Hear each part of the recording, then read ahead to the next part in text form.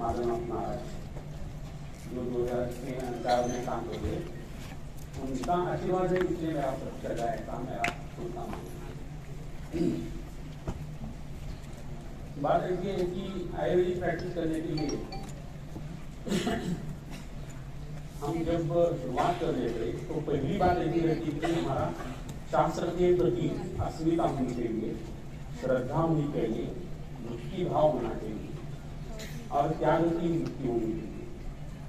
ये बेसिक जो मेटेरियल है, उससे अगर आपका मन तैयार होता है तो आयुर्वेदिक प्रैक्टिस करना आसान हो जाता है।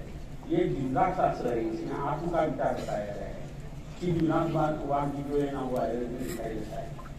अगर वो ऐसा है तो उसकी जितनी आप ज्यादा सराहना करेंगे, जितना आप आयुर्वेद के प्रति आपका भाव जो है वो दूर करेंगे, उतना आयुर्वेद आपको सब चीजें दे देता है। ऐसा मेरा काम हुआ। कोई भी चीज शुरू करने के पहले प्रैक्टिस जब हम शुरू कर रहे थे तो शास्त्र का अध्ययन ये बहुत इंपॉर्टेंट चीज रहती है।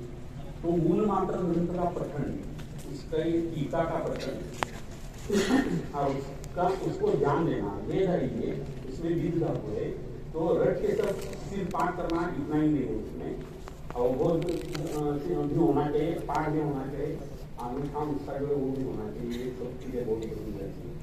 तो मूल ग्रंथ का वाचन जो होना चाहिए, सिर्फ उसमें थोड़ी सी एक तब्दीली मैं करना चाहूंगा कि मूल ग्रंथ का पठन पहले होना चाहिए, उसके बाद उसका आदत जो है उसके बीच में कोई नहीं आना चाहिए, गीता का भी नहीं, आपके गुरु भी नहीं, आप और चलो, आप और आप और सुनता है होना चाहिए।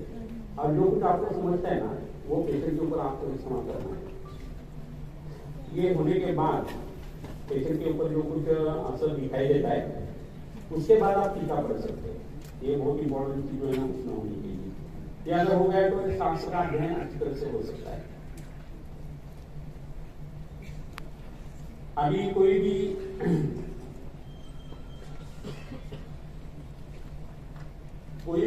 गांव में हम जब प्रैक्टिस करना शुरू कर देते तो वहां के बहुत सारी वनस्पतियां वगैरह, बहुत सारी लड़कियां वहां की, तो उसका जो फ्लोरा है वो आपके पास होना जरूरी रहता है। आप खुद वहां जाकर वो अगर तैयार कर देते तो उसका असर आपके प्रैक्टिस में बहुत अच्छी तरह से आ सकता है।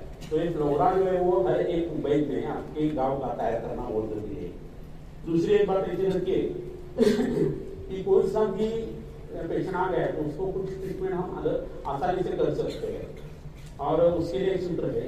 वो पहला सूत्र ऐसा है कि ज्वर रोग चिकित्सा, दूसरी जो है वो गृहिणी रोग चिकित्सा, क्योंकि ज्वर में ज्वर अस्पताल में बैठा है, और सब ज्वर के जो प्रकार है कोई लक्षण जो रहते हैं व्याधियों के रहते हैं, और उसकी ट्रीटमेंट आप आसानी से कर सकते हैं अगर ज्वर आपको पता है तो। ज्वर में अग्नि का मामला रहता है, एक व्याधि हो गया।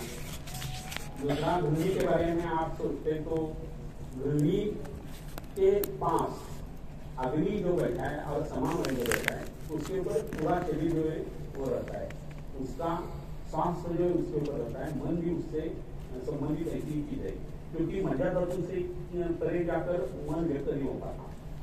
गिराते नाम के वजह से बोलते थे कि जिसके घर की घृणी अच्छी है उसका घर अच्छा है, और जिसके पेट की घृणी अच्छी है उसका शरीर अच्छा है। तो इतना इम्पोर्टेंट जो बात है ना वो आप समझ लो, और घर की और घृणी की चिकित्सा जो है वो रट के तैयार करनी चाहिए और पेशेंट के ऊपर उसका असर करना चाहिए। दूसरी एक बात ऐसी रहती है कि पुराने जमाने में जो वैद्य रहते थे, कोई भी व्याधि की चिकित्सा जब करते थे तो पहले पेट साफ करके बाद में वो दवा दे देते थे।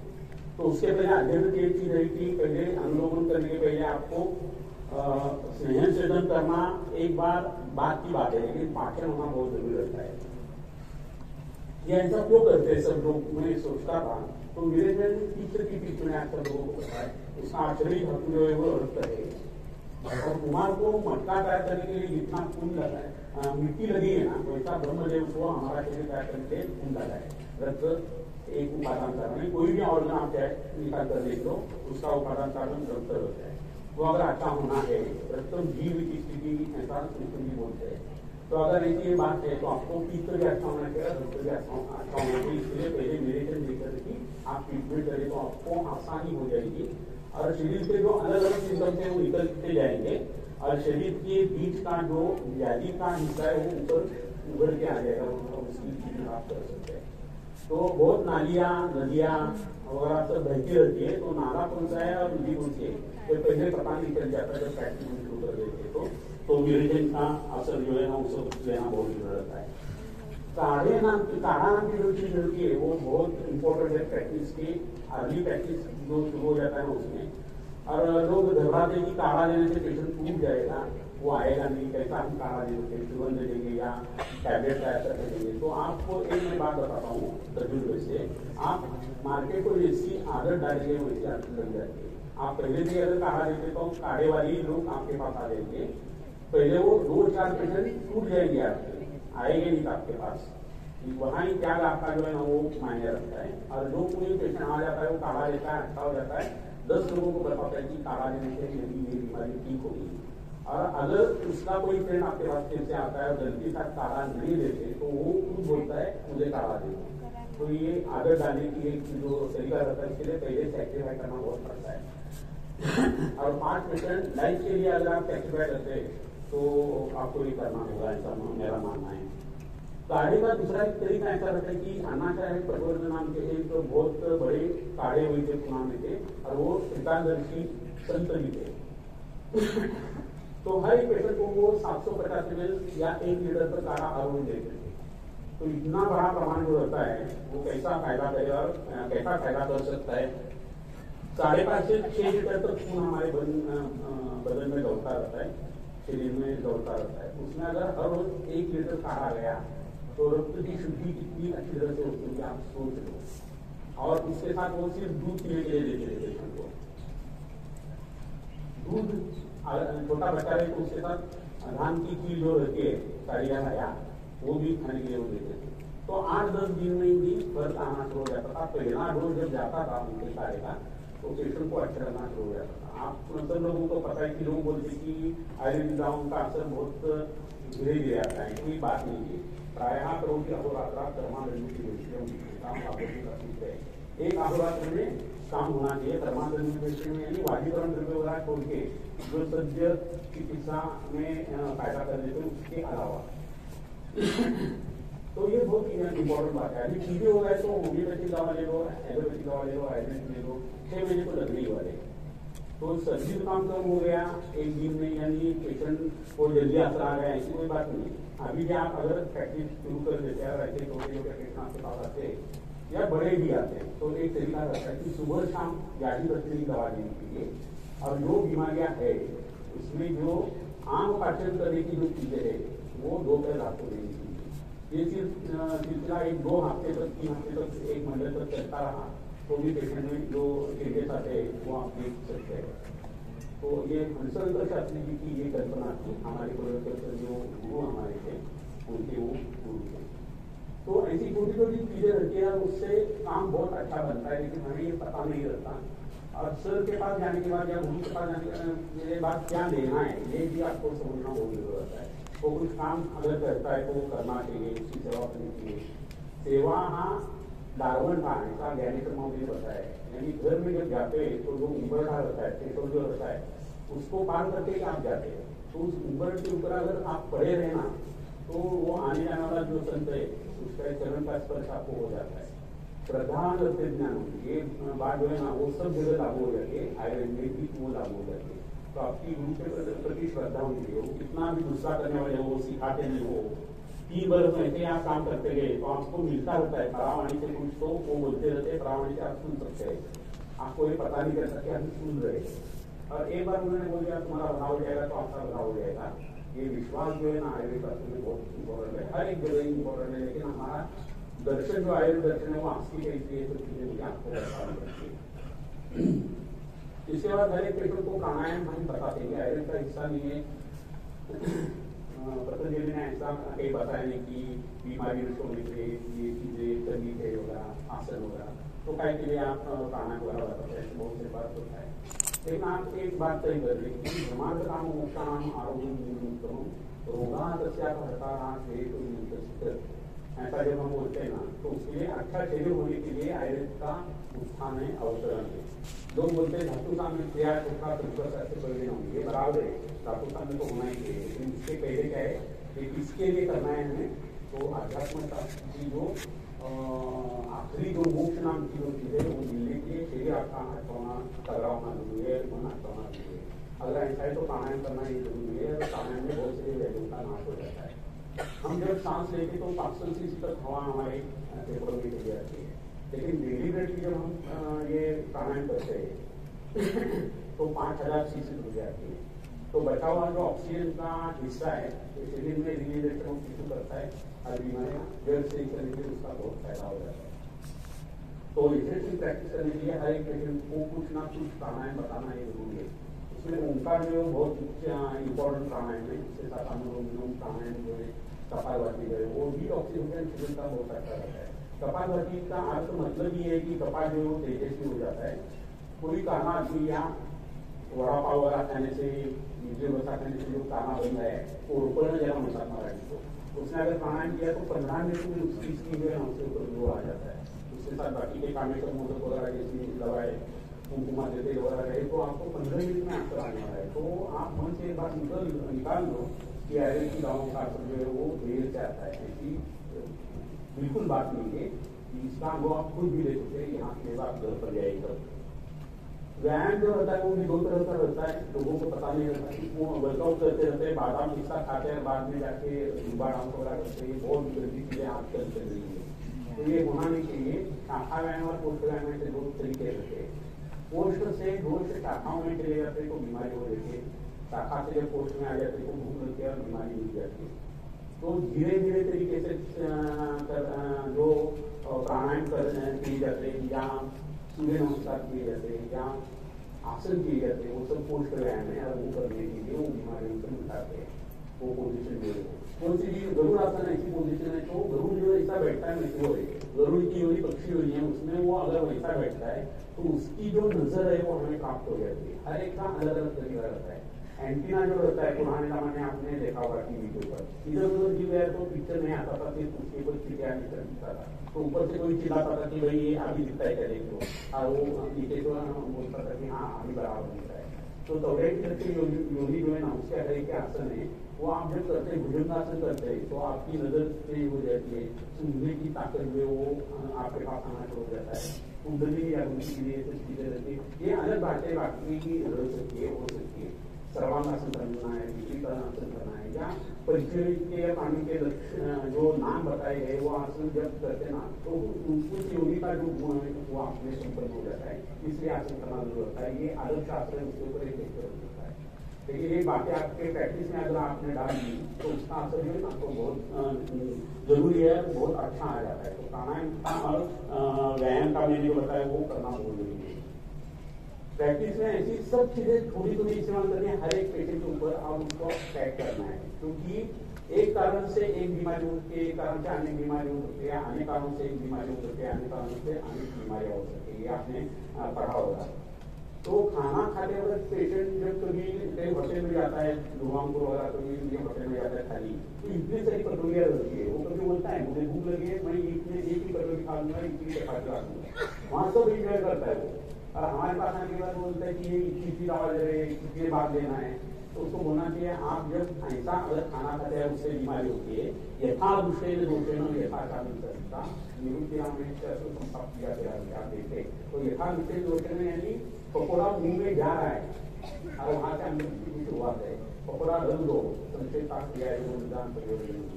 अगर ऐसा है तो जब आप कैप्सूल में डाल के पकौड़ा खाएंगे तो हम मुझे आपको देंगे पोटेड कैप्सूल देंगे, लेकिन चबा के अगर वो खा रहे हैं आप अगर इंजॉय कर रहे हैं, ऐसा अगर होता है तो आपको हमारा काढ़ा लेना चाहिए। क्योंकि अम्लपित्त के बहुत सारे लोगों को ऐसा हो जाता है कि उनको कड़वापन जो है फलत्रिका निकालने का पता ही नहीं चला, उसमें 2 कड़वी ऐसी चीजें फलत्रिका आपको पाठ पता होगा, तो ये कड़वी चीजें इतनी है उसको पता भी नहीं चलता। 15 दिन के बाद बोलता है कितना गंदा कड़वा काढ़ा देखिए, इतना आम रहता है, इतनी गर्मी उनकी खराब होती है, कुछ पता भी नहीं चलता।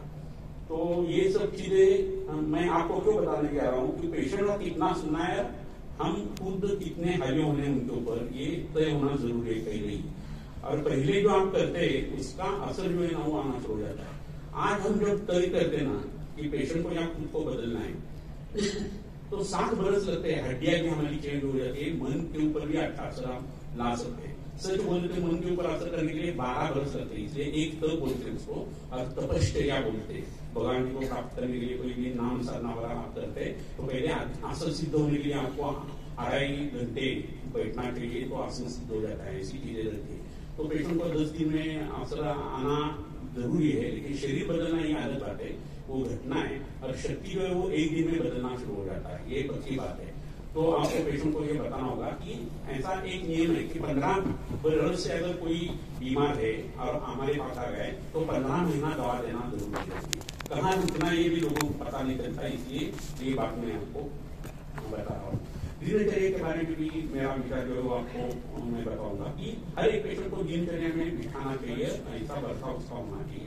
उसमें बहुत सारी चीजें रहती है कि पहले उठने के बाद ब्राह्मण उठते मुहूर्त से हमेशा जब बोलते हैं तो उठना है, इधर उधर करना है, फिर से सो जाना है, इसकी बात नहीं। उठ गए तो उठ गए, वहां से आपके 2 धातुओं की जो प्रवृत्ति है वो बराबर होना शुरू हो जाएगा, अपने आप पेट साफ होना शुरू हो जाएगा।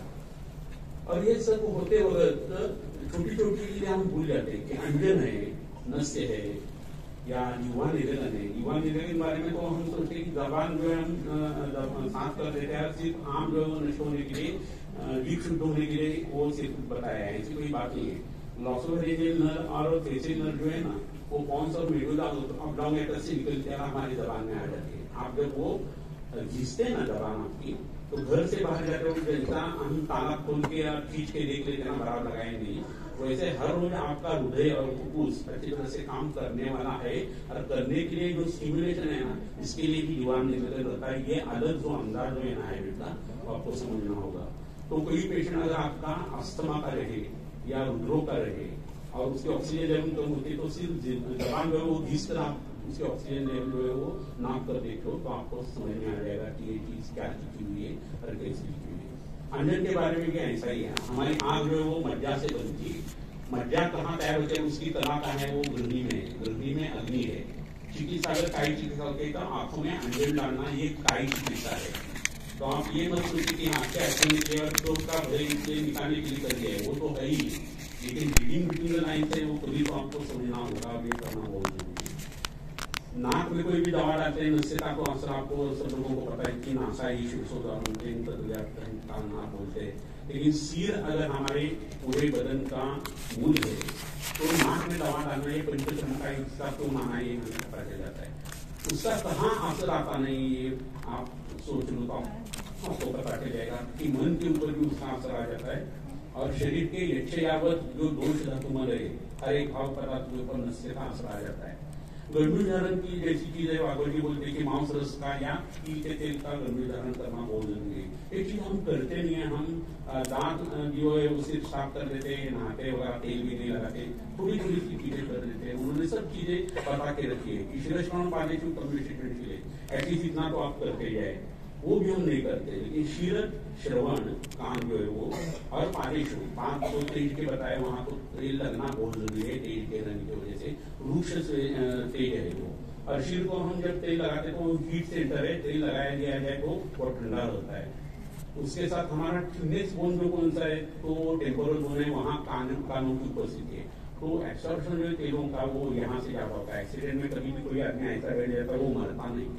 शिरस्नान जो बताए ना उसका हिस्सा भी यही रहता है कि वो कान टेम्पोरल बोन जो है वो ज्यादा अच्छी तरह से प्रिवेंट करने की कोशिश करते रहते हैं। मान की हड्डी जो है उसके पास जो इंटीरियर वर्टिब्रल आर्टरी है उसके ऊपर अगर मार लग गई तो आदमी मर सकता है। इस हिसाब से जो चीजें बताई गई है और शिरस्नान का पहना जो हो जाता है संस्कृत के हिसाब से, उसके पहले शरीर को टोनअप करना बहुत जरूरी होता है। तो हड्डियों को तेल लगा दिया जाए और वात का शमन हो गया तो ऑक्सीजन की वृद्धि होने की सिंपल सा प्रिंसिपल है। इतना तो हम कर सकते हैं, पेशेंट को बता सकते हैं। फिर वो भी नहीं लोग करते, लेकिन ये करना बहुत जरूरी है। प्रैक्टिस में ये जब सब चीजें करते हैं ना तो उसका असर आपके दवाओं के ऊपर आने वाला है। आपकी बॉडी फिजियोलॉजी है वो जितनी नॉर्मल हो सके उतनी होने की कोशिश जो है ना वो दिनचर्या में की गई है। वहाँ हंसते क्यों ऐसा बताएंगे क्योंकि सब लोग तेल के किससे लगाते हैं, हाथ से ही लगाते हैं, इसलिए हस्त का वर्णन वहां नहीं किया है। बात ऐसी है कि ये सब करते हुए तो हम कोई भी पेशेंट ट्रीट करते गए, उसकी संताप्ति हमने एक बार तय कर लिया और दवाएं आपके मन में तैयार हो गई, आ गई, तो उनकी डेरिवेटिव तैयार करनी है, किसी का तेज, किसी का खून, और ये सब जो चीजें ना उसका इस्तेमाल करना चाहिए। फिर भी पढ़ते हुए आपको बहुत सारी बार पान नावन बस्ती भी है, ऐसी दवाएं बहुत सारी आ जाती है।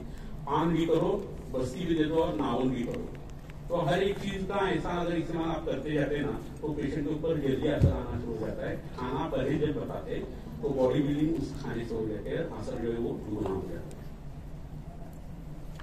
हर एक कोई बीमारी जो रहती है उसमें बहुत सारी बार नए जब डॉक्टर हम रहते हैं या प्रैक्टिस शुरू कर देते हैं तो पता नहीं चलता कौन सी बीमारी जो है वो पहले को करके इसके ऊपर जाना है। सिंपल सी बात है कि काई चिकित्सा जो है वो अग्नि की तो आम ऑपरेशन करने से फायदा हो जाता है। लेकिन दूसरा एक तरीका मुझे आपको बताना बहुत जरूरी है कि समझो किसी को आलस्य है, किसी को वातरक्त है, किसी को उसके साथ गर्मी है, तो आप क्या कर लो कि ये 3 अध्याय जो है वो निकालो आप बॉडी से, चलो और सुश्रुत का मिलन उसमें और खुद के भी विकल्प उन्होंने बताए, और उसमें जो कॉमन दवाएं आ गई तीनों में वो सिर्फ उठा लो, और जो कपल में वो सुबह को लगा दो, पित्तल में वो दोपहर को लगा दो, और शाम को वातक में जो दवाएं वो लगा दो। फिर भी आपका काम कितना आसान हो जाता है, आप बिलीव नहीं करेंगे। ये इतना ऐसा क्यों हो सकता है? तो ग्रंथकारों ने जो कुछ थिंकिंग केयर जो हिपोथेटिकल एस्पेक्ट आयुर्वेदिक ग्रंथों का है ना, वो कभी भी छोड़ना नहीं है। उसके एक सवाल आ गया था कि रस माधव माधव सब लोगों को आप कैसा दे सकते हैं, पुरुषम पुरुषम ऐसा अगर बताए तो आप कैसा कर सकते हैं? तो मुझे आपको एक बात बताना है, अग्नि तो हर जगह सेम है, और उसके ऊपर अगर असर आ गया कोई भी गलत चीजों का तो उसका मान हो जाएगा, मंदाग्नि हो जाएगा, आमकायर हो जाएगा। तो अग्नि को अच्छा करने वाली चीज हर एक लोगों को कॉमन हम दे सकते हैं, उतना किया तो भी काम होना शुरू हो जाता है। बीमारी का जैसा मैंने अभी कोविड के बारे में हमने रिसर्च किया था, उसमें यही हमने पहले प्रिंसिपल मन में रखा था, उसके बाद उसका असर जो दवाओं का आना शुरू हो गया था। आप एक बात देखो ना, कई कई लोगों को कड़वी चाय पसंद रहती है और कई कई लोगों को मीठी चाय पसंद रहती है, लेकिन एक चाय ऐसी रहती है जो दोनों को हाँ चलता है, ऐसा होता है। वहाँ जो ट्रीटमेंट करते हैं ना वो विशेषत्व जो है ना उसमें से कॉमन निकाली हुई चीजें जो है ना वो हम इस्तेमाल कर सकते हैं। तो ये एक जो असर है वो आपके पेशेंट के ऊपर आप प्रैक्टिस में ले सकते हैं, जिससे आप लेते हो सकते हैं। और एक इम्पोर्टेंट बात इसमें जो है ना वो करके ये जो पहले वाला हिस्सा व्याख्यान का है वो मैं खत्म कर दूंगा। कोई भी पेशेंट, आप कभी भी किसी भी पेशेंट को ट्रीटमेंट करते हैं तो भूत दया तो होनी चाहिए, दूसरे के प्रति परोपकार जो उसकी भावना होनी चाहिए, तो उसका असर जो है ना वो ज्यादा अच्छा होता है। इसलिए चल भी बोलते हैं कि समूह इसको कोई आदमी आ गया तो ट्रीटमेंट करनी चाहिए, उम्र ज्यादा है तो आपके अंकल है या डैडी है इसकी भाव आपके मन में होना चाहिए, ये तो होना चाहिए। तो परोपकार की ये पहली जो सोपान है ना वो हम बोल सकते हैं। अष्टादश पुराणी परोपकार आपको पता होगा। तो परोपकार जब करने की भावना मन में आ जाती है तो आप बिलीव नहीं करेंगे, लेकिन हमारे इमोशंस को भी मॉलिक्यूल्स रहते हैं, और उसका असर जो है वो फोटो के हिसाब से या क्वांटम थ्योरी के हिसाब से आयरन ज्यादा अच्छी तरह से आगे जाकर हमें समझने वाला है, और वो एक अलग भी चीज हो जाएगी समझ लेने की। अलग अलग तरीके से हम ज्ञान आयुर्वेद का जो है वो ले सकते हैं। तो इस हिसाब से अगर पेशेंट के ऊपर आप असर देते तो आपका खुद का भी सोचना ऐसा होना चाहिए कि आपको सब चीजें मिलनी चाहिए। धर्म अर्थ काम मोक्ष जो है ना उसमें धर्म एक और मोक्ष दूसरी बात, बीच में अर्थ और काम है। अभी उल्टा हो गया, अर्थ और काम ने पकड़ लिया है बीच में मोक्ष और धर्म को। ये बात गलत है। ये जो क्रम जो है ना, क्रम महात्मा बहुत ज्यादा इंपॉर्टेंट होता है। पेशेंट को पहले गर्व हो गया तो बाद में उसको रक्तलित होता है, उसके बाद ही काट होता है। इस हिसाब से ग्रंथ लिखे जाते हैं। फिर आपने नाड़ी देखी उसकी जो बीमारी है उसके पहले वाले सिम्टम और बाद वाले सिम्टम भी बताए ना पेशेंट को, तो पेशेंट को लगेगा इसको कितनी अच्छी नाड़ी परीक्षा आ जाती है। क्रम महात्मा बहुत इंपॉर्टेंट है। उसके लिए मैं एक किसान को सुनाना चाहता हूँ। मैं जब कॉलेज में सीखता था तिलक में तो उस वक्त दुर्गा के प्राण पे स्त्री लोग जो तद्दे रहते थे वो गर्भिणी मक्कल या सूती का मक्कल हो गया, औरत है और वो प्रेग्नेंट है, बाद में डिलीवरी हो गई और अंदर खून ऐसा है अगर जम गया और बुखार आना शुरू हो गया संसर्गी की वजह से या इन्फेक्शन की वजह से, तो एल्यूमिनियम का बर्तन होता था, उसमें पिंपला चूना डाला जाता था, पानी डाल के काढ़ा दिया जाता था और वजह में दूध दिया जाता था और वो पेशेंट अच्छे होते थे। लेकिन आप लोगों को पता है नहीं, मुझे मालूम नहीं, लेकिन आपने स्मिता पाटिल नाम के एक्ट्रेस का नाम सुना होगा। और उसकी जब शादी हो गई तो ये बड़े लोग रहते तो उनको 4th जनरेशन एंटीबायोटिक पहले से ही देते, तो दूसरी कुछ दवा उसको लागू नहीं हो रही थी, उसको सिस्टम मुक्तल हो गया, टेम्परेचर बढ़ना शुरू हो गया, टेम्परेचर बहुत हाई हो गया, उसके बाद उसको रक्तपित्त होना शुरू हो गया, उसके बाद कान से श्वास संज्ञान हो गई। तो 4 आने की त्रिफला की पूरी अगर वहां रहती और ये सोच अगर रहती तो उनका बढ़ सकती। ये सब जो जिम्मेदारी हमारे ऊपर है और इस हिसाब से आयुर्वेद का प्रेजेंटेटिव है वो समाज में बोलेंगे। आप जितना डेयरिंग करेंगे और शास्त्र के प्रति श्रद्धा रखेंगे उतना उसके ऊपर असर आना तय है।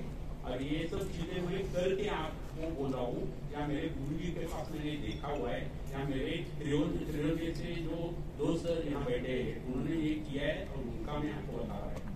क्योंकि मेरी ये जिम्मेदारी है, नैतिक जिम्मेदारी की जब आप ये सब चीजें करते हैं तो आपको भी वैसा ही असर आना चाहिए जो मेरे गुरु जी को, जो मेरे शुरू को जो मुझे आ गया। तो ये बहुत इंपॉर्टेंट है। ये कहने की बात ऐसी कि आप ग्रंथ पढ़ते वक्त इसलिए सरस्वती तो आपके पास होनी चाहिए, आप समझ लो ग्रंथ, लेकिन उसके साथ लक्ष्मी कैसी मिलेगी, दरवे मार्केट बोलते हैं ना, तो पैसों से कुछ चीजें जो होगी ना वो अलग ही रहती है, साधन है वो साधन तो है नहीं, लेकिन आपको अच्छा खासा पैसा टैक्सी से मिलना है। यशस्वी दो तरफ से देखनी चाहिए, एक यशस्वी अवतारी के हिसाब से और दूसरी जो है वो देखनी चाहिए पैसों के हिसाब से ये देखनी होगी। और ऐसा अगर करना है तो एक 5-6 चीजें मैं आपको बताता हूँ जो आप करें तो बेहतर रहेगा। ये ऐसी चीजें की फर्स्ट ईयर बी में या 3rd ईयर के लोगों के लिए, इंटर्न के लिए, इनकी आयु 50 वर्ष से गई ना, उन लोगों ने भी ये सोच अगर लगा दी तो ये लेट नहीं है। 65 एज जब था मालविका श्री का तो उन्होंने एलोपैथिक प्रैक्टिस बंद करके आयुर्वेद का शुरू कर दिया। तो इट इज नेवर लेट, कभी आप जागरूक हो सके, जागना और जगाना दोनों चीजें बहुत इंपॉर्टेंट है, इसलिए मैं चीजें बता रहा हूँ। तो दवाखाना में आपका खुद का अच्छा खासा दवाखाना होना चाहिए। पुराने जमाने के दवाखाने आपने देखे होंगे, कोलटकर जी ने मुझे बताया था कि आयुर्वेद में जो दवाखाना अच्छा रहता है और घर जो रहता है वो तुम सब लोगों को बता दो कैसा मिलाना है, कैसा वो तैयार करना है, ये सब चीजें तुम्हारे पास और तुम्हारे ऊपर मैंने होती है। ऐसा जाकर तो उन्होंने मुझे बताया था, इसलिए ये सब चीजें में मेरे वैखरी वाणी से मैं आपको बता रहे हैं, अदरवाइज ये बोलेगी कि इतने लोगों के सामने तो कहेंगे। लेकिन एक बेसिक लॉन्चिंग पैड में ना उसमें पैसा बहुत जरूरत है, इसलिए बात मैंने आपको बोला है।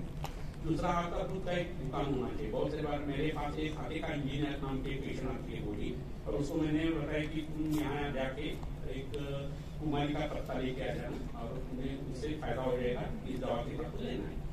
और 4-5 दिन होने के बाद वो गुस्सा करके मेरे पास आ गई, वो बोली कि मैंने इतनी जगह वो ढूंढा और वो कुछ मिला नहीं, और जब एक जगह मुझे दुकान में मिला तो मेरे रिक्शे का भाड़ा 100 रुपए हो गया था, और ये जो पत्ता आपने दिया वो 2 रुपए में मुझे मिल गया। क्या के लिए मुझे इतना घुमाया, आप क्यों नहीं रखते?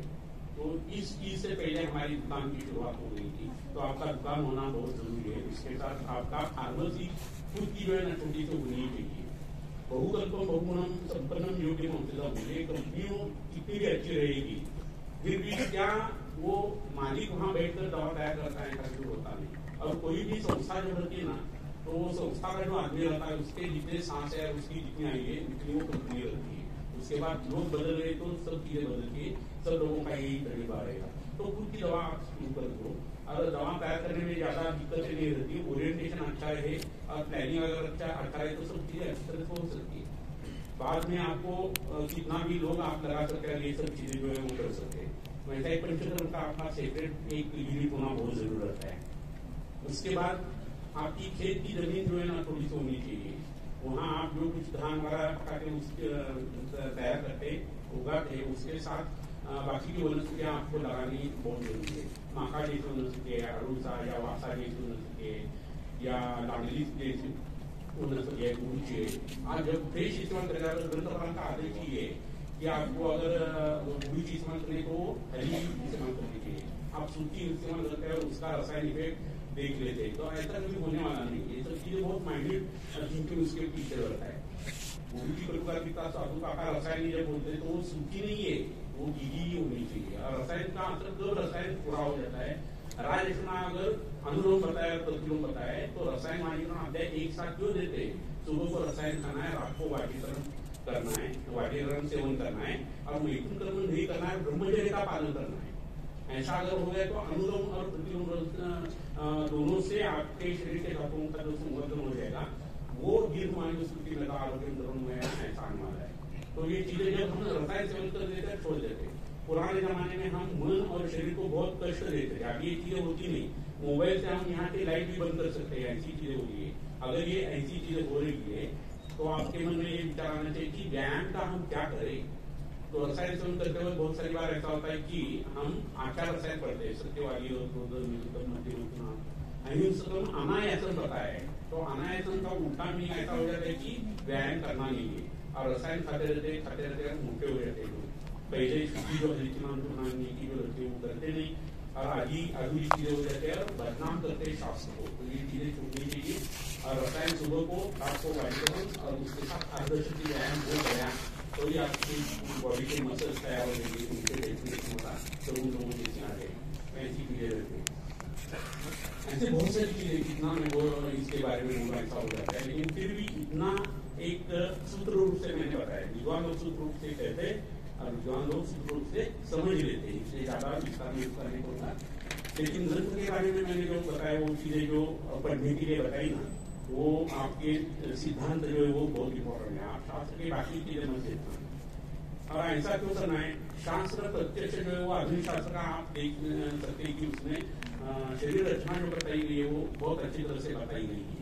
शरीर के आधुनिक शास्त्रों की संभाल के इस्तेमाल करना हो, उसमें बहुत सारे चेंजेस हो सकते हैं। क्रिया के बारे में ज्यादा पढ़कर मन में वो बात लगाने की कोई जरूरत नहीं है, लेकिन शरीर रचना जो है एनाटॉमी जो है ना वो आधुनिक शास्त्र की लेने से कोई प्रॉब्लम नहीं है। सिद्धांतों का धक्का जहाँ जहाँ लगता है वो बात वहाँ की छोड़ देनी चाहिए।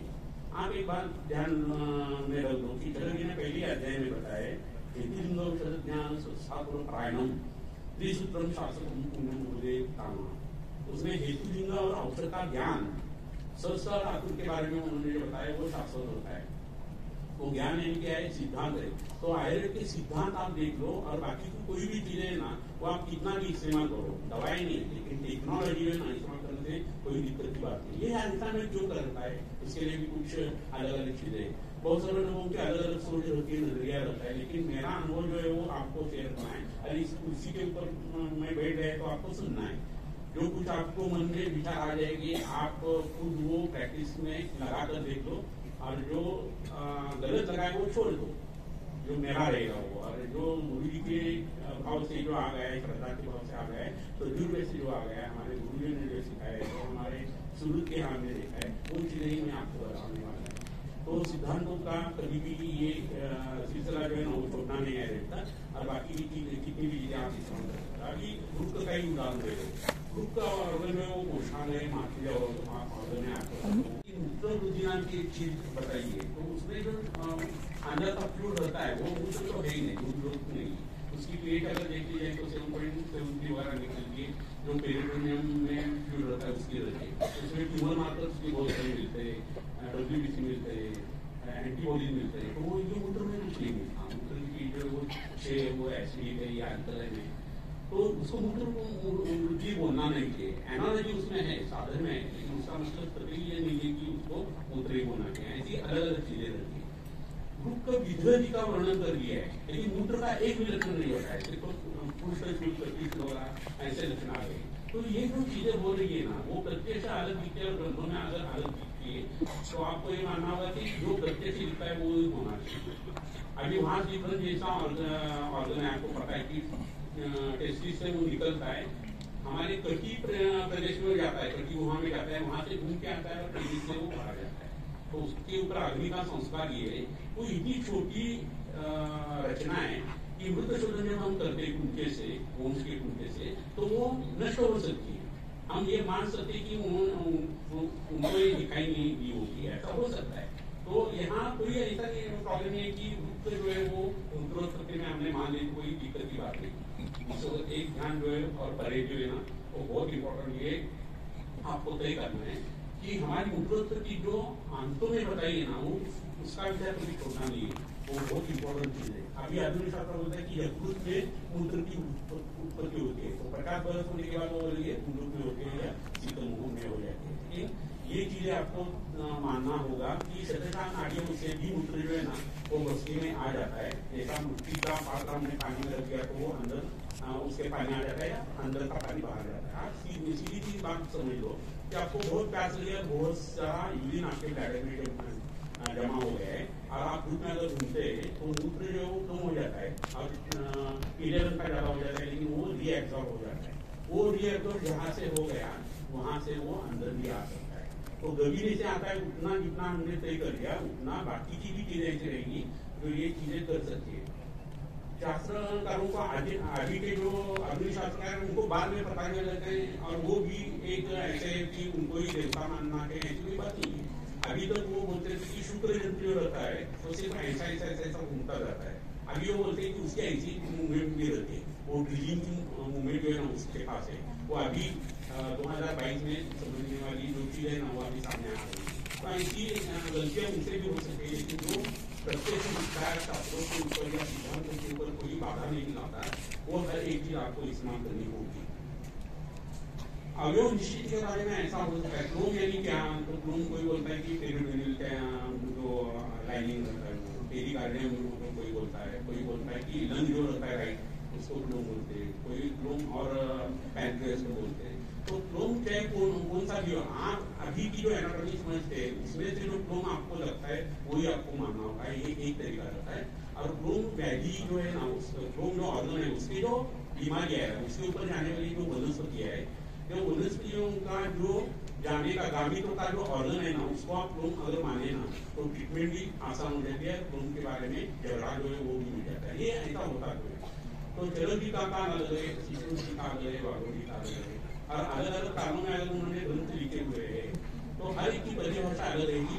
बीच में बहुत फासला गया है। 12 कोर्स अंतर जाने के बाद अगर लैंग्वेज चेंज हो जाती तो इतने दिन बीतने के बाद बरस बीतने के बाद उसमें कितनी चीजें बदल गई होगी।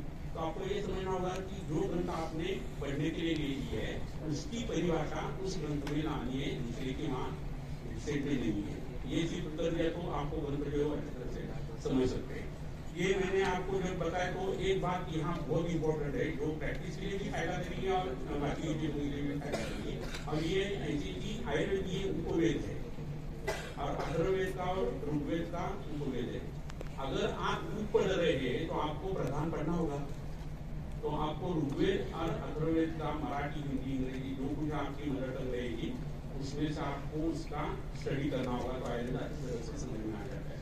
आप बोलेंगे हमारे वाकवट पढ़कर नहीं होता, आप ये क्या चीजें बता रहे।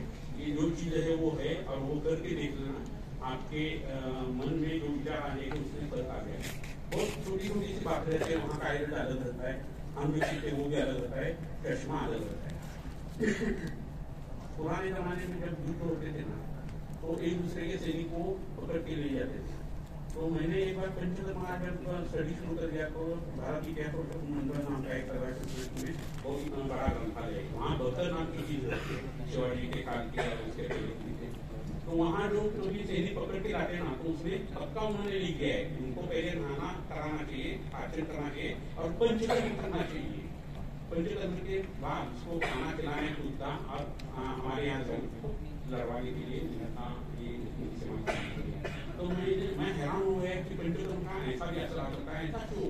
उन्हें खाना बदल दिया पंचकर्म नहीं बदलता है। तो मैंने एक बात की कि मन के ऊपर भी पंचकर्म का असर आता है। खाने का तो आता है, हमें अन्न भक्ति कराना पड़ता ही है।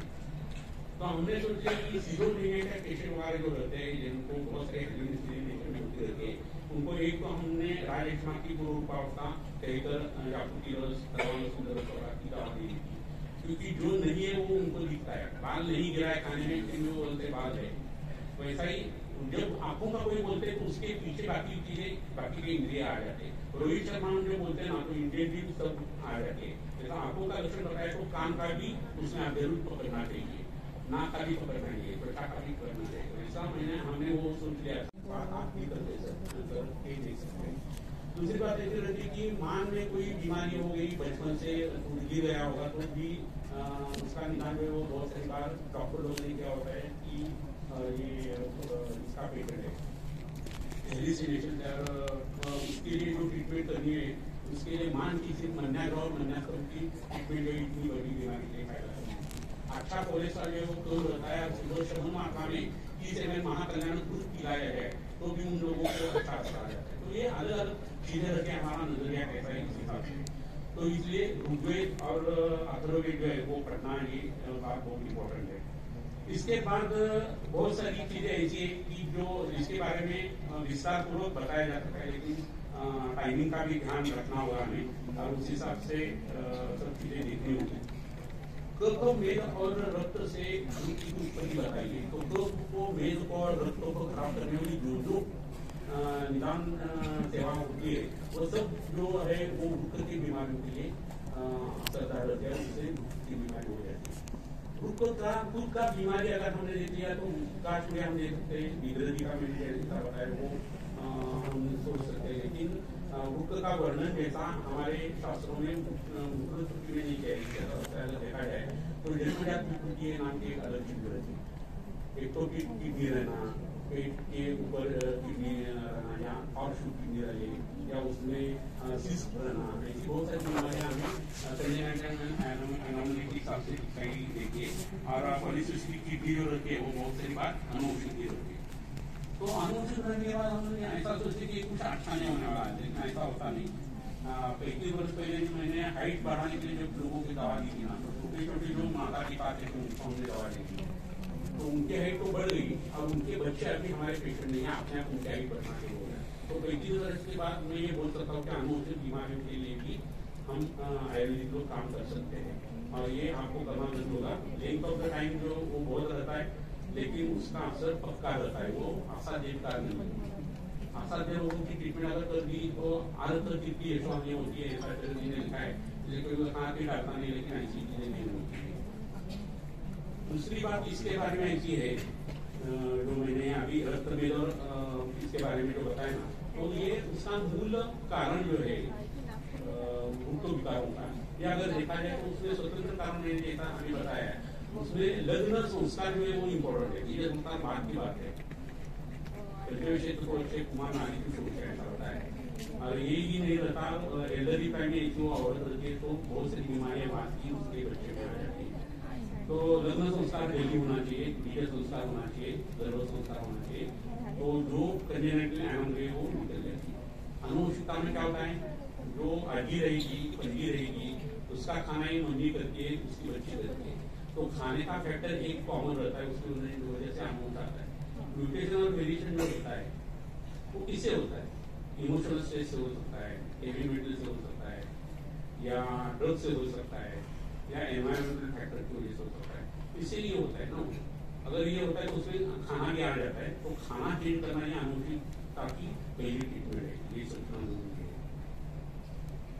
पक्वाशय ये माखुरिया हुए और वहाँ 80 का जो है वहाँ सुषमान वन्नी, सुषमान से वन्नी ऐसा होता है, सुषमान नाम का कोई वन्नी तो है ही नहीं, अग्नि जो है वो वृक्षता वहाँ ज्यादा लेता है, साथ ही विभजन करता है, वहाँ शुरू करता है, तो वो बाद में क्षेत्रसान आदि जाता है, का संग होता है। तो आपको पक्वाशय के बारे में, यानी मम्मी का जो उसके पक्वाशय के साथ जो तैयार हुआ है बच्चों में या हमारे गुण में, इसका भी आपको सोचना होगा।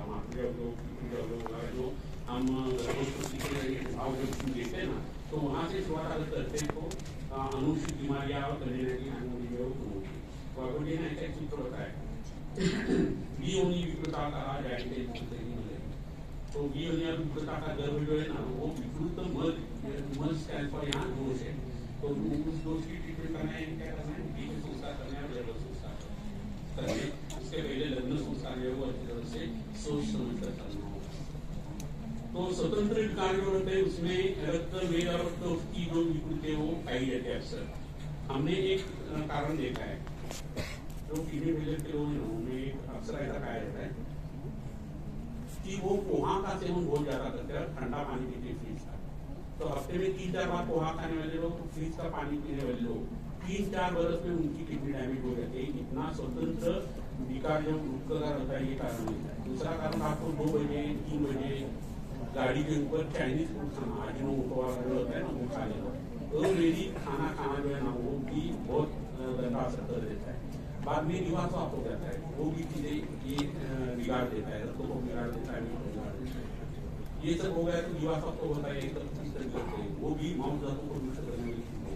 उदर स्रोत है, स्वेद स्रोत है, रस स्रोत है, मेदो स्रोत है, हर एक के ऊपर प्राण स्रोत है, अन्न स्रोत है, सबका संबंध जो है ना की बीमारी में आता है।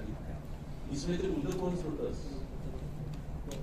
उसमें और रसोल स्रोत और स्वेदोल स्रोत में चिंता, शोक, भय, ये सब चीजें जो है ना ये मनोभाव भी बताए जो उनको को खराब कर देते हैं। श्वेत का साक्षात संबंध तो आप लोगों को पता ही है कि श्वेत जब हम श्वेत करते हैं तो हमारे शरीर ग्लैंड में 2% ग्लैंड ऐसी रहती है जो यूरिया की सिक्रिट करती है और वो उसके प्रॉब्लम है, उनको आपको स्वेदन देना होगा। उनके शरीर में 74% अगर पानी है हर एक के बदन में तो उदर स्रोत का आपको सोचना होगा, उसकी ट्रीटमेंट भी करनी चाहिए।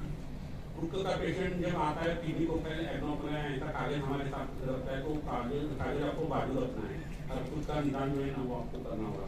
तो बहुत सारी बार वो पांडु वापस पांडु हो सकता है, कभी कभी कुछ हो सकता है, कभी कभी वाट होता है, कभी कभी क्षति होता है, कभी शीत को जड़ हो जाता है, कभी विष सेवन जैसा उसका असर होता है, कभी शोध रहता है, कभी उदर रहता है। तो आपकी सोच है वो आयुर्वेद के हिसाब से ये निदान आपका होना चाहिए और आपका निदान या डिफरेंशियल डायग्नोसिस जो है उसके हिसाब से आपकी ये अगर आप करते गए तो इसमें जो फर्क आता है वो हमें सामने पता चल जाता है। कोई भी पेशेंट किडनी का जब आ जाता है तो उसको पूरी आयुर्वेदिक ट्रीटमेंट डायलिसिस अगर नहीं होता तो वो होनी चाहिए। कई लोग रहते हैं वो डायलिसिस शुरू करके आ जाते हैं तो डायलिसिस प्लस आयुर्वेदिक ट्रीटमेंट ऐसा दूसरा हिस्सा रहता है। 30 बरस तक पेशेंट जिंदा रहता है लेकिन पैसों से वो आदमी खत्म हो जाता है। तो उन लोगों को एक सोच लगानी चाहिए कितने दिन वो जिंदा रहते ये आश्चर्य है, नहीं तो 5-4 बरस में काम खत्म हो जाता है।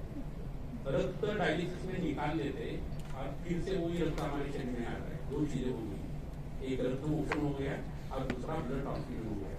तो रक्त मोक्षण का जो पूरा करना है वो आप डायलिसिस के पहले करते हैं ना, और रक्त लेने के बाद लीवर बार रक्त लेने से खराब हो जाता है तो रक्त स्रोत की ट्रीटमेंट रक्त शोधन प्रसाधन जो है वो करते हैं। तो उस पेशेंट को डायलिसिस के बाकी के पेशेंट और ये आप जब चेक करते हैं ना तो आपको पता चल जाता है कि आपकी ट्रीटमेंट करने वाला पेशेंट है वो तगड़ा रहता है, बल मांस परिचय उसका होता नहीं और उसकी किडनी थोड़ा काम करना शुरू कर देती है, वो खत्म नहीं होती। शरीर को कभी भी आप मदद करते हैं ना तो शरीर आलसी रहता है बहुत। आपने सिर्फ डायलिसिस शुरू कर दिया तो किडनी ज्यादा सिक हो जाती है और यूरिन थोड़ा भी नहीं होती, इनको भी उनमें सिर्फ वाटर जाता रहता है। तो ऐसे लोगों को समझो कि वो पोलियो हो गया है तो उसको पाव जो रहता है उसको तेल लगाया, कर दिया, अन्न लेपन कर दिया तो उसका पाव बड़ा बड़ा हो सकता है। लेकिन उसको कैलिपर ले लिया उसने एक बार और लोहे का अगर टांग उसको जो है उसका सपोर्ट बैठा दिया तो अंदर का पाव ऐसा झूला हो जाता है, कुछ भी करो बाद में सुधरता नहीं। तो शरीर को ज्यादा अनयूज एट्रोफी नाम की चीज रहती है, आपने इस्तेमाल नहीं किया तो और खत्म होना छोड़ देता है। तो ये जो बात है ना वो यहाँ डायलिसिस के पेशेंट के बारे में सूचना जरूर रहता है। तीसरे जो पेशेंट होते हैं उनको कुछ भी करो वो मरते ही रहते हैं, किडनी ट्रांसप्लांट तो होगी गई ऐसा उनके बारे में रहता है।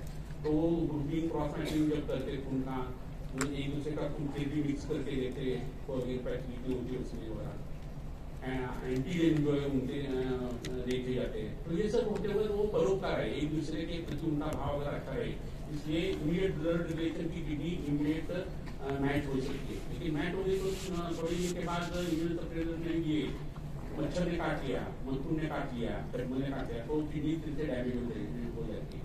तो इन लोगों को पूरा ब्रह्मचर्य का पालन, मसाला जो है वो पूरा बंद कर देना और उसके साथ जो ट्रीटमेंट करनी है उसमें रक्त प्रसादन को अच्छा रखना, उसके साथ मेद और रक्त के ऊपर काम अगर करते गए तो पेशेंट जो है वो किडनी चेंज करने के बाद भी फिर से किडनी फेलियर में लैंड हो जाते वो होते नहीं। उसमें ये कीड़ों का जो काटना है वो बहुत मायने रखता है। वो अभी कहीं भी गया देखना उसको अगर मच्छर ने काटा तो बुखार आ जाता है, डेंगू अगर हो जाए तो दूसरी बार अगर डेंगू हो जाता है तो इम्यूनिटी रहता है, एक्सेस प्लेटलेट कम हो जाते हैं और मर जाते हैं।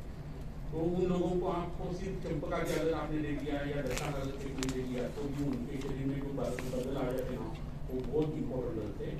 और ऐसे लोगों का अगर वो यंग रहे लड़के या लड़कियां तो उनको शादी नहीं करनी चाहिए। लड़कियों का एक बार चल सकता है, चांस नहीं ले सकते, लेकिन शुक्र का स्खलन हो जाना ये जो चीज होती है इन लोगों को पुरुषों के बारे में, जैसे हमने बहुत सारी बार ऐसा देखा है कि पेशेंट जो वो जल्दी मर जाता है। तो ब्रह्मचर्य का बहुत इंपॉर्टेंट इस सब बीमारियों में रहता है। आज जितना ब्रह्मचर्य मुझे बताया उसमें अब्रह्मचर्य तरीके लोग बोलते हैं, गृहशास्त्र में लोगों को कर्म करना चाहिए, लेकिन ऐसी बात नहीं है। अगर बीमार हुआ है और गृहशास्त्र में भी रहे तो उसको मैथुन कर्म मना कर दिया है।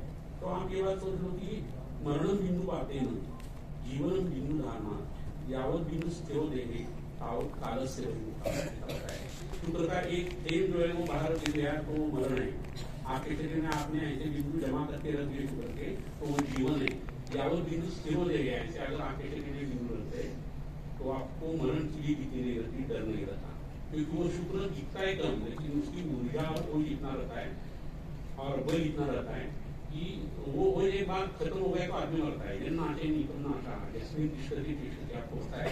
तो ये सब चीजें आप ध्यान में रखते हुए अगर ब्रह्मचर्य का पालन करते हैं, उसके साथ अगर आप वाणीकरण द्रव्य देते तो ये लोग मरने से बच जाते। उनकी किडनी अभी तक हमने जो प्रैक्टिस की उसमें 22 वर्ष तक एक ऐसे कई पेशेंट है जो अभी भी जिंदा है, उनको बाकी चीजों का कुछ प्रॉब्लम आता ही नहीं, बाकी की तबीयत भी उनके अच्छे रह जाते। भगवान जी ने इतनी दया कर दी कि 2 किडनियां दे दिए, एक निकालकर फेंक दी, दूसरी आधी काटकर फेंक दी, तो आधे के ऊपर हमारी आयु जा सकती है। लेकिन हम इतना गंदा बर्ताव करते हैं, इतना गंदा खाते हैं कि वो निर्वास 80% तक खराब होते तक हमें पता ही नहीं चलता हम क्या कर रहे, कैसा बर्ताव कर रहे।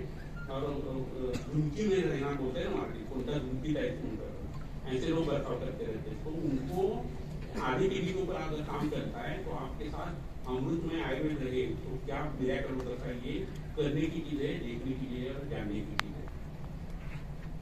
इसके साथ मानव भाव का तो मैंने बता दिया, ये मानव भाव इतने मायने क्यों रखता है। तो आप खाना खाने बैठ गए और आपने एकदम गुस्सा हो गया तो आपका आवाज एकदम ऐसा अचानक सीख जाता है, अगली घंटे तक वो खुलता नहीं। तो अंदर जो आहार रस जो है उसको वो निरीक्षण हो जाता है। बार बार अगर ऐसा कोई गुस्सा करता है, खाने में बोलता है खाना की खाए, कैसी सब्जी काटी है, आलू का छिलका नहीं निकाला है, ऐसा करने वाले बहुत सारे लोग बीची जेवण असं मराठी म्हणतात त्याला। तर ऐसे जो लोग रहते हैं ना, उनका पेट का हाल ऐसा खराब हो जाता है और उसका आहार जो है वो मर जाता है। उसको शीघ्र भी हो सकता है, उसको प्रचार हो सकते हैं, उसको रोग हो सकता है, उसको श्वास हो सकता है। बाहर में आगे जाकर अगर उसका रक्त मेरा तो खराब हो गया तो किडनी फेलियर में वो पेशेंट लैंड हो सकता है। तो ये इसी हिसाब से मैंने आपको कुछ चीजें बताई। इसमें रेगावल नाम की एक चीज जो है ना वो मैं बताना चाहूंगा। हमें लगता है कि संडास और बाथरूम को नहीं रहे तो क्या होने वाला है, फिजिकल क्या होना हमारे दिमाग में रहता है ना, rice equation, escape velocity, Einstein वगैरह। तो हमें लगता है कि नीचे से जाएगा नहीं तो ऊपर उदावत हो जाएगा, उदावत हो जाएगा तो मर्म खराब हो ही जाएंगे। बस की ये मर्म बताया, लेकिन उसका जिक्र जब चरण जी करते हैं तो बस की सिद्धि त्रिवर्गीय सिद्धि अध्याय और त्रिवर्गीय अध्याय से 2 अध्याय वो बताते हैं। तो कभी भी वृक्क का पेशेंट आपके पास आता है, वो उसके लिए आप ट्रीटमेंट करते हैं ना, तो आपको हृदय का प्रोटेक्शन करना है, ब्रेन को भी दवा देनी है, तो ही आपका किडनी का पेशेंट आता होने की संभावना गुना बढ़ जाती है। हृदय का कोई पेशेंट आ गया तो उसकी किडनी के ऊपर और ब्रेन के ऊपर दवा देनी है। ब्रेन का अगर आ गया तो हार्ट के और बस्ती या वृक्क का जो है ना उसकी ट्रीटमेंट करने को ट्रीटमेंट आसान हो जाती है। ये सब चीजें करना जरूरी है, इसलिए तो त्रिवर्गीय अध्याय और त्रिवर्गीय सिद्धि बताया है। तो ये उदाहरण के हिसाब से तो ये चीज पक्की है कि मरावट नहीं होना चाहिए। ये दूसरे अध्याय में जरूरी बोलते हैं कि हर एक बीमारियों का जो कारण है उसमें मनोमूत्र का निर्धारण करना ये बहुत गंदी बात है। तो हमें ऐसा लगता है कि सिर्फ फिजिकल फेनोमेना है, ऐसी बात है ही नहीं। वो जो केमिकल्स है उसमें मन में पड़े हुए और मूत्र में पड़े हुए, वो वैसे अगर पड़े तो बॉडी के शरीर में 2 चीजें चलती रहती है दोष के हिसाब से। जब भूख लग जाती है तो दोष जो है वो शाखाओं से कोष्ठ में आ जाते हैं, और जब आपको खाना वाला हजम हो जाता है, वो बीमारी होनी होती है, तो वो फिर से कोष्ठों में से कैसे होते खून में चले जाते। अगर ऐसा है तो मैल पड़ा रहे और उसने ठंडा रुकवा दी तो क्या हो जाएगा, वो सब जो चीजें वो गंदी चीजें और टॉक्सिन जो खून में आ जाएगी। खून ऑक्सीजन से शुद्ध हो जाएगा, केमिकल वो अच्छा हो नहीं सकता, हो ही नहीं पाता। और बाद में डिपोजिशन जो नसों में आना है वो अलग बात है, लेकिन ये टॉक्सिन नॉट माइक्रो मिलीग्राम इतना भी एब्जॉर्ब हो गया तो बड़ी बड़ी कैंसर जैसी बीमारी हो सकती है। यही मूत्र का हाल है, यही मन का हाल है। ये क्या होता है, पहले खून खराब हो जाता है और खून हर एक चीज का उत्पादन करने वो ही खराब हो गया तो शरीर पड़ना तय है।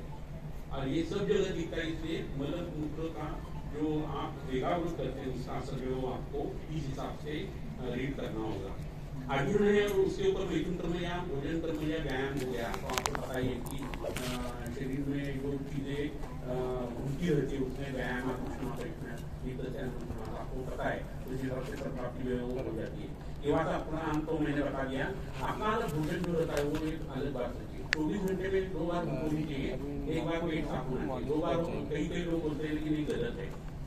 2 बार खाना, एक बार पेट साफ होना, ये जो बात है ना वो ल्यूनर साइकिल जो चांद से की रहती है और पुरुषों की सौर साइकिल रहती है और 12 वर्ष की रहती है। लेकिन उनका जन्म भी शुरू से किस हिसाब से आता है, उनके मम्मी से उनका जन्म हो गया है, तो उसमें सोचना जो होता है वो चांद का भी सोचना होता है और हर एक की भूख की जो टाइम है वो उसने खोज लेनी चाहिए। हमारा जन्म जब हो जाता है वो रात रही तो आप वही क्लॉक दिन को लगा दो, समझो 11 बजे आपको रात को जन्म हो गया है तो 11 बजे तो आप खाने वाले नहीं है, लेकिन सुबह को जब आप 6 बजे आपका जन्म हो जाता है, प्राय होते आप पहली सांस अगर लेते हैं तो वो जो अग्नि सखा वायु है उससे काम अग्नि संरक्षण का हो जाता है, तो उससे 1.5 या 2 घंटे में आपको भूख लगना शुरू हो जाता है। 6 बजे जिसका जन्म हो गया उसकी भूख की टाइमिंग जो रहती है 9 बजे तक की रहती है, और उसने 9 बजे खाना शुरू कर दिया ना तो फिर वो आदमी बीमार नहीं हो जाता, उसकी खुद की वो टाइमिंग रहती है। इसका दूसरा एक फायदा भी रहता है आदत का। आदत डाल दी 10 बजे खाना खाना है, 5 बजे खाना है, तो मुझे बताया था कि इसको तुम खाना खा के दवाखाने में जाते हैं ना, क्योंकि एक बार बहुत बीमार हो गया था बुखार की वजह से, तो 10 बजे अगर कोई खाना खाता है तो उसको आदत पड़ जाती है, उस वक्त जो शरीर रिसीव मूड में रहता है खाने के लिए।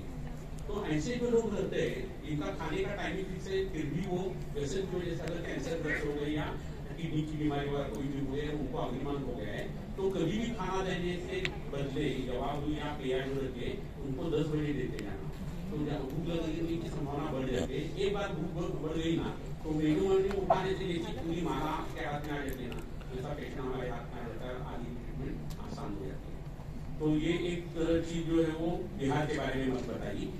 कानून का तो मैंने बहुत सारी चीजें बताई, उसमें जो दिखाई की चीजें बहुत सारी है, लेकिन भूतोन्माद नाम का एक उन्माद बताया है।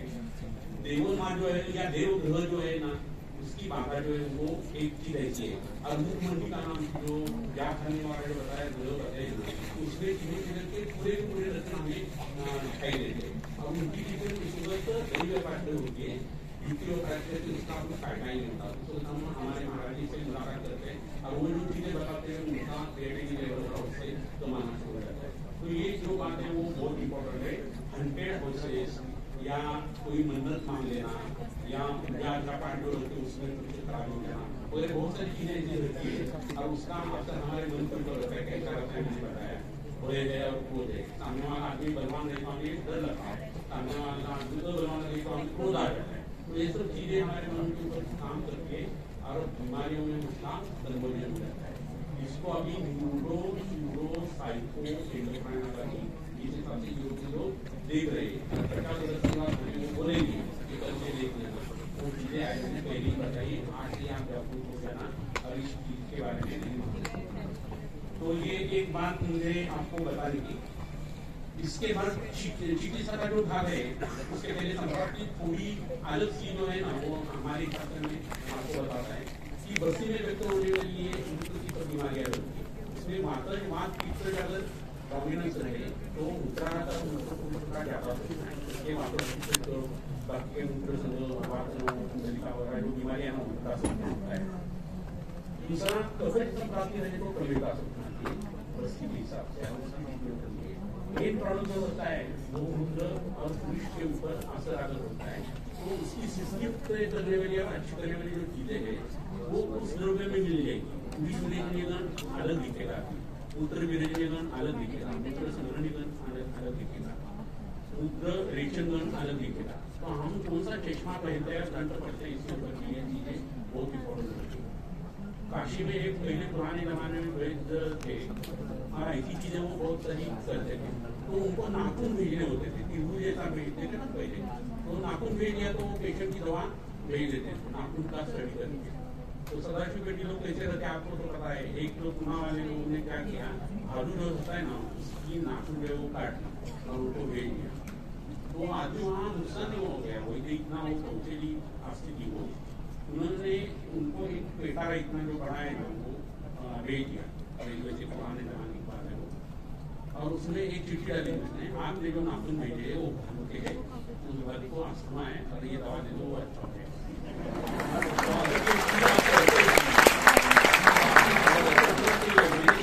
बताया ना, पंचतत्व की आपकी पीएचडी कर कंप्लीट हो जाएगी। बकर में भी पंचतत्व कहाँ आ गया है, या कोई पुराना मृत करके वाला नाटक है उसमें अगर जिक्र हो गया तो वो भी आपको पता होना चाहिए, तो आपका ज्ञान जो है वो रहता है।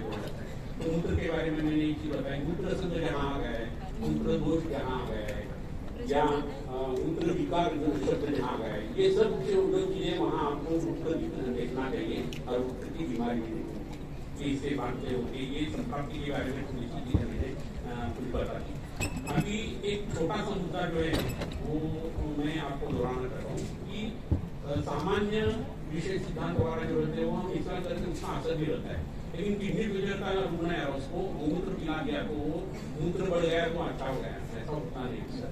तो ये सिद्धांत गलत है, ऐसी कोई बात है क्या है, ऐसी बात है, वो अवस्था उसकी नहीं रहती। लेकिन पहले से अगर कोई आदमी मूत्र का सेवन गोमूत्र का सेवन अगर करता रहता है तो उसको मूत्र खराब होने की संप्राप्ति जो है ना, तो फिर संप्राप्ति उसके शरीर में रहे, तो उसकी प्रकृति रहे, खाना हमेशा उसका गलत रहे, और वो बीच में अगर गोमूत्र रहता है ना तो उसको ये बीमारी कभी नहीं होती। इस हिसाब से आपको उस चीज को समझना होगा, क्योंकि बाकी चीजें इतनी धातुपात से खराब हो जाती है कि मूत्र जो पित्त को बढ़ा देता है, उसकी वजह से तीक्ष्णता और उष्णता की वजह से उसको बहुत प्रॉब्लम आना शुरू हो जाता है। क्रिएटिनिन लेवल जब बढ़ जाते हैं तो आंखें खराब होती है, धुंधला सा दिखता है, और इन लोगों को तकलीफ बहुत ज्यादा हो जाती है। तो गोकर्णी का मूल और बीज जो है उसका काढ़ा उसके लिए बहुत फायदा करता है। रुक्क की बीमारियां जब हो जाती है तो उसमें गांठें पैदा हो जाती है अंदर, और उसकी वजह से किडनी फेलियर के सिम्टम दिखना शुरू हो जाता है, पॉलिसिस की बीमारी रहती है। तो वो उसका आकार नहीं बढ़ना चाहिए, और बीज का जो हिस्सा अच्छा है उसका काम वैसा ही बरकरार होना चाहिए। इसके लिए जो औषधियाँ रहती है उसमें ताम्र वस्तुओं का इस्तेमाल करना जरूर रहता है। पारिजात लता करंज और उसके साथ काढ़ा बोल जिसको बोलते हैं ना, जो कुमारी से तैयार करते हैं, उसके कुछ योग जो है वो बहुत अच्छा फायदा दे देते हैं। आप लोगों को पता है कि हेवी मेटल पॉइजनिंग की वजह से किडनी डैमेज होती है और सब दोष जो है वो आयरन के ऊपर आ जाता है। आप जो मछली खाते हैं उसमें लेड रहता है या उसमें मर्क्यूरी रहता है, आप जो खाना धान खाते हैं उसमें से आपके शरीर में ये गलत चीजें जाती रहती है, लेकिन दोष जो रहता है वो आयरन के ऊपर रहता है। तो इन सब लोगों को पहले ही उनके खून की जांच करवा कर ये करना चाहिए कि आपके शरीर में कितना ले रहे हैं, कितना मछली है आप देख लो, और बाद में आयरन की दवाई हमने कुछ बहुत सारे लोगों को जो दवा दी थी उन्होंने ये टेस्टिंग कर दिया है, नाक रत्न है हमारा, और वो आइटम एक्शन करके देख लेते तो उसमें नाक दिखाई नहीं देता, फिर भी नाक के पूरे पूरे असर आ जाते हैं। क्यों आ जाते हैं? खुद जब हम दवा तैयार करते हैं तो ही ये चीज हो सकती है। तो आप जब ये तैयार करेंगे खुद तो आपको वैसा ही असर आ जाएगा जब ग्रंथों में आ गया है, लिखा हुआ है। तो मेटल पॉइजनिंग की धास्ती या दही जो रहता है वो मन से निकाल दो, पहले तो कई दवा मुझे आगे सामान्य शोध हो गया, विशेष शोध हो गया, तो इसके बाद आपके शरीर के ऊपर धातुओं का कुछ भी गलत नहीं आ रहा था। 100 माइक्रो मिलीग्राम को 1 नैनो पार्टिकल अगर होता है तो आपके कितने कम साइज के पार्टिकल तैयार होते हैं आप भी नहीं कर सकते। तो खुद दवाई बनाना ये बहुत जरूरी है, और खुद दवा बनाकर आप अगर डिस्कस करते हैं तो ये सब चीजों का कुछ महत्व नहीं रहता। तो डर मन में रख के चीजें नहीं होनी चाहिए। आप रिपोर्ट करके सब पेशेंट की ट्रीटमेंट पहले और बाद में करते जाए, डॉक्यूमेंटेशन जो रहता है वो आप करते जाए, तो मेडिकल लीगल प्रॉब्लम भी नहीं आते। अभी तो मेरे ऊपर 3 केसेस हो गए थे ऐसे बड़े बड़े, और तीनों में हमने DCA एक ही हिसाब से, और बाकी की चीजों से वो सब चीजें उनके पेट में जा रही थी। तो ये सब चीजें करती रहती। इस हिसाब से एक चीज मैं यहाँ लास्ट की जो है बस्सी के बारे में बताऊंगा, पंचकर्म में बताऊंगा कि वमन देने का जी बहुत करता है शुगर के पेशेंट को, क्योंकि उसको जी मचलता रहता है, क्लेश है तो दे दो उसको, लेकिन उसके साथ आप मूत्र की क्वांटिटी अगर देखते हैं तो इतनी कम होती है कि मूत्राघात के लक्षण रहते हैं, दिखाई देते हैं। तो मूत्राघात में तो वमन वरीय होता है, और मूत्राघात जब रहता है तो ड्यूरेशन देना जरूरी है उसका। तो मेरे पहले सब चीजों के बारे में मैंने बता दिया। वो पूरी तरह के ऊपर भी काम करेगा, प्रचलन और पित्त की उसके ऊपर भी काम कर रहा है, ये सब चीजें होती है। लेकिन बस्ती का बहुत इंपॉर्टेंस इस बीमारी में, शतावरी आदि बस्ती नाम की जो बस्ती आ गई है त्रिवर्णीय में, वो बहुत मायने रखती है। वो आप इसमें करके देखते हैं। कासनी नाम की होने से उसका अर्थ जो है क्रिएटिन लेवल कम करने के लिए फायदा उसका बहुत ज्यादा हो जाता है। कोई चीज कम करना है और छोड़ देना ऐसा नहीं है। आप लक्षणात्मक चिकित्सा जो है वो करते हैं और संप्राप्ति भंग की भी ट्रीटमेंट एक साथ अगर करते गए तो आपको पूरा ये करने की संभावना ज्यादा होती है। पारागंधक के कल्प जो रहते हैं ना, वो किडनी फेलियर में इस्तेमाल नहीं करने होते हैं, ऐसा पता है। लेकिन जिनकी किडनी ऑलरेडी फेल हो गई है उनके शरीर में हमने इस्तेमाल किया तो उसका अच्छा असर दिखता है, ये हमारा तजुर्बा है। तो जिन लोगों की किडनी फेल होने की संभावना है, जिनको रक्तपित्त है, जिनको प्रमेय है या और कोई एस्पिरिन जैसी दवा ले रहा है बाद में आगे जाकर आमाशय उसका खराब हो जाता है। आमाशय से यहाँ भूख को पूछती है, संस्कृत है। तो भूख में जो स्नेह है, जो मूल स्थान बताया है वेद का, वो आमाशय में जो स्निग्धता रहती है उसका पोषण करता रहता है। इसलिए पहला लक्षण जो रहता है वो तड़का लगाया, चोट लगा दिया तो इन लोगों को जी मचलता है, उल्टी होने की संभावना उसमें बढ़ जाती है। बाद में संप्राप्ति जो है वो किडनी की दिखाई देती है। तो दिल करता है कि उनको ओमन दे दूं, तो ओमन अगर दे दिया जाए तो वो पेशेंट जल्दी मर जाते हैं। इसमें दूसरी एक बात ऐसी रहती है कि किडनी सिकुड़ जाती है, श्रंकन किडनी। तो किडनी में दो धातु आपको साफ साफ दिखाई देते हैं, मेन और उसके साथ रक्त, और वो सिकुड़ रहा है, संकोच हो रहा है, तो वहां के प्रकोप का वो लक्षण है। तो आप जो पाचक जो बताए गरीला कोई आपको पता होगा, तो उसमें से रक्त पाचक जो है वो देख लो, मेदो पाचक देख लो, मांस पाचक देख लो, माउस क्रीम के जैसे दिखते हैं। और उसमें जो स्निग्ध द्रव्य है इसको पकड़ लो, वो देना शुरू कर दो, उसका हृदय बना दो या कल पर चपाती कल पे जैसा बना दो, और पानी या अनुदानी जैसा कुछ आपकी योजना रहेगी उस हिसाब से तो किडनी का साइज बढ़ने की संभावना बढ़ जाती है। उसके साथ अगर ग्रुप तैयार करके बकरे का वगैरह मुस्तादी अपन बस्ती में या शतावरी के साथ देते तो बहुत फायदा होता है। उस वक्त मेरे मन में एक विचार ऐसा आ गया था कि नाभि में से ऊपर चढ़ते चढ़ते कोरेसी वर्टिब्रा 12 और लंबर वर्टिब्रा तीसरा जो है वहां तक उसका भूख का जो है वो स्थान रहता है। और जब हम मेजोडर्म से वो तैयार होते हैं ऐसा मानते हैं मम्मी के पेट में, तो वो प्रति में तैयार होते हैं, ऊपर चढ़ते चढ़ते जाते हैं, ऊपर फिक्स हो जाते हैं। तो वायु विभाजन का ये काम चलता रहता है। इन बिटवीन वो हमारे नाभि के ऊपर से अलग चले जाते हैं। तो नाभिगत वात की ट्रीटमेंट हम उसको करने के लिए कोशिश करेंगे जिन लोगों का मुख श्रिंक हो रहा है, श्रंकन की उनके लिए ट्रीटमेंट करेंगे।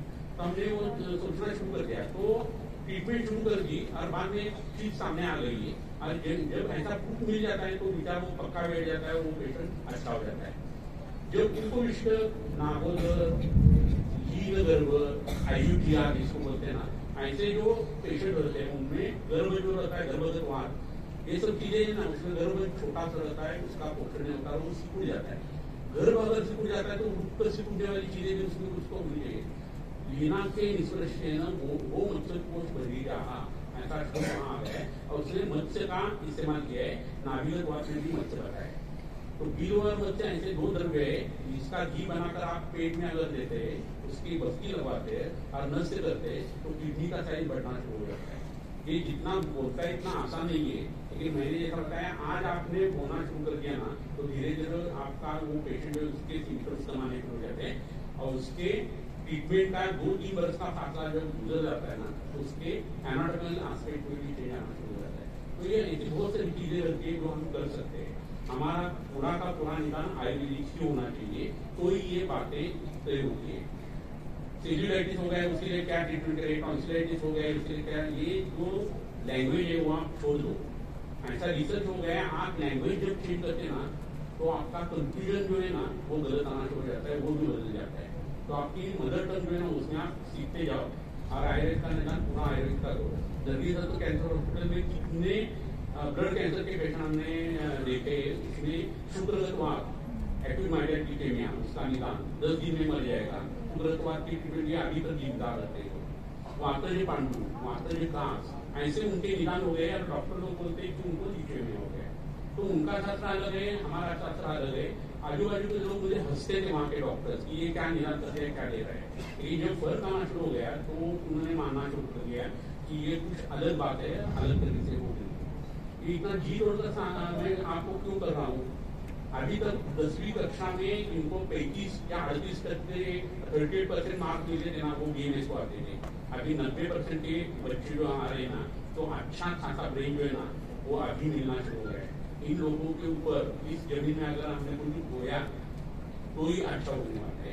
इसलिए ये सब चीजें मैं